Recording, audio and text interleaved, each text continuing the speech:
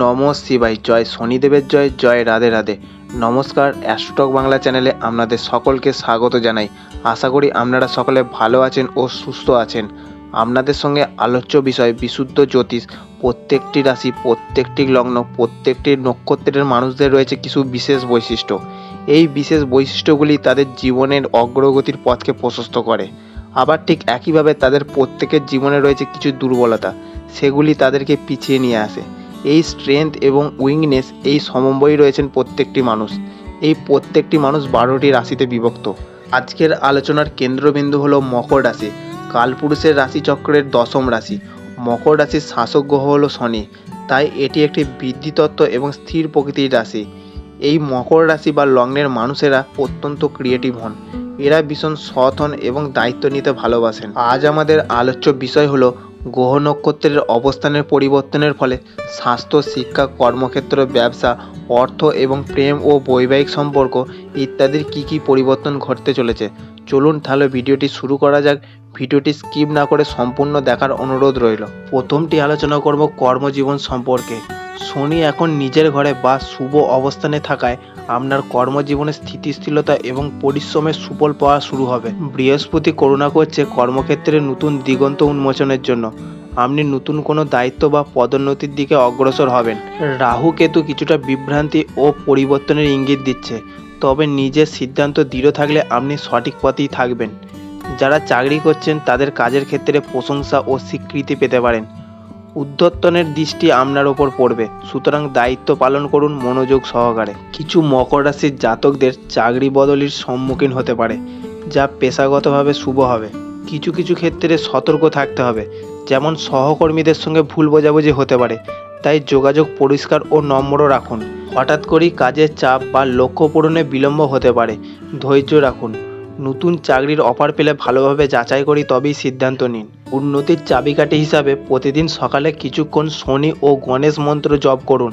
এটি মানসিক শান্তি এবং বাধা দূর করতে সাহায্য করবে। পরবর্তী আলোচনা করব স্বাস্থ্য সম্পর্কে। শনি আপনার রাশির স্বামী হিসাবে দ্বাদশে অর্থাৎ 12তম ঘরে অবস্থান করছে, যা কিছুটা স্বাস্থ্যজনিত সমস্যা এনে দিতে পারে। রাহু ষষ্ঠ ঘরে থাকায় লুকোনো শারীরিক সমস্যা দেখা দিতে পারে, সতর্ক থাকুন।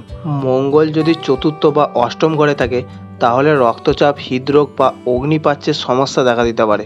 যারা ইতিমধ্যে নিয়মিত শরীরচর্চা বা স্বাস্থ্য সচেতন জীবনযাপন করছেন তারা শরীর মন দুদিক থেকেই বেশ ভালো থাকবেন। মানসিক স্থিরতা থাকবে জুনের শেষ ভাগ থেকে, বিশেষ করে শুক্রের অনুকূল অবস্থানের জন্য। পুরনো রোগ যেমন বাত, জয়েন্ট ব্যথা, স্কিন অ্যালার্জি আবার ফিরে আসতে পারে। চোখ বা দাঁতের সমস্যার আশঙ্কা রয়েছে। চোখে ছানি পড়া, মাথা ব্যথা বা কনজাংটিভাইটিসের মতো সমস্যা হতে পারে। ঘুমের ব্যাঘাত হতে পারে মানসিক চাপ বা অতিরিক্ত কাজের জন্য। পরবর্তী আলোচনা করব ব্যবসা বাণিজ্য সম্পর্কে। ব্যবসায়ীদের জন্য এই মাসটি মিশ্র ফলাফল দেবে। প্রথম 2 সপ্তাহে শুক্র পঞ্চমভাবে থাকাকালীন ব্যবসায় সৃজনশীল ধারণা এবং নতুন ক্লায়েন্টদের সঙ্গে সম্পর্ক দৃঢ় হবে, কিন্তু লাভ সাধারণ থাকবে। তৃতীয় সপ্তাহ থেকে বুধের গোচর পরিবর্তন হয় 22 জুন থেকে এবং শুক্র ষষ্ঠভাবে প্রবেশ করলে 29 জুন ব্যবসায় বিক্রয় এবং আর্থিক বৃদ্ধি বাড়বে। নতুন উদ্যোগ বা অংশীদারি ব্যবসা শুরু করতে চাইলে দ্বিতীয় সপ্তাহের পর অর্থাৎ 15 থেকে 25 জুনের মধ্যে করাই শ্রেয়।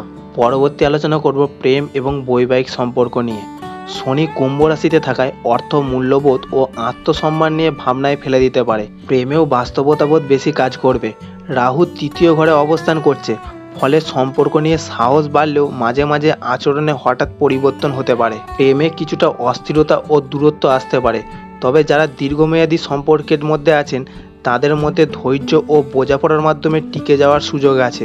যারা সিঙ্গেল তাদের ক্ষেত্রে পরিচয়ের সম্ভাবনা আছে বন্ধুমহল বা অনলাইনের মাধ্যমে, তবে সংযোগ গড়ার আগে ভালো করে চিনে নেওয়া জরুরি। কেতুর অবস্থান দাম্পত্য জীবনে মানসিক দূরত্ব আনতে পারে, তবে যারা পারস্পরিক শ্রদ্ধা ও সহযোগিতার ভিত্তিতে চলেন তাদের সমস্যা কাটিয়ে ওঠা সম্ভব। শনি ও কেতুর মিলিত প্রভাবে পুরনো কিছু অভিযোগ বা অসম্পূর্ণতা সামনে আসতে পারে। সময় মতো কথা বললে ও বোঝাপড়া বাড়ালে পরিস্থিতি অনেকটাই সহজ হবে। সন্তান নিয়ে সিদ্ধান্ত নিতে চাইলে এটি সংযম এবং পরিকল্পনার সময়। হঠাৎ কোনো সিদ্ধান্ত এড়িয়ে চলুন। পরবর্তী আলোচনা করব এই সময়টি ছাত্রছাত্রীদের ওপর কেমন প্রভাব ফেলবে। ছাত্রছাত্রীদের জন্য এই সময়টি মিশ্র ফলাফল দেবে। বুধ ষষ্ঠভাবে থাকাকালীন প্রতিযোগিতামূলক পরীক্ষার চ্যালেঞ্জের সম্মুখীন হতে পারেন এবং পড়াশোনার মনোযোগ কমতে পারে। বৃহস্পতি ষষ্ঠভাবে থাকার কারণে শিক্ষা সংক্রান্ত গবেষণা বা সৃজনশীল বিষয়ে উন্নতি হবে। বুধ সপ্তমভাবে প্রবেশের পর গ্রুপ স্টাডি বা উচ্চশিক্ষার সুযোগ আসবে। শুক্র পঞ্চমভাবে থাকাকালীন সৃজনশীল বিষয়ে যেমন শিল্প সাহিত্যে সফল আসতে পারে। শনি বর্তমানে মকর থেকে দ্বিতীয় রাশিতে অর্থাৎ কুম্ভ রাশিতে অবস্থান করছে, যা পরিবার, ধন সম্পদ এবং কণ্ঠ বিষয়ক ঘর। এই অবস্থান পরিবারে কিছু দায়িত্ববোধ বাড়াবে, যেমন বয়স্ক সদস্যদের যত্ন নেওয়া অথবা পারিবারিক আর্থিক দায়িত্ব নেওয়া।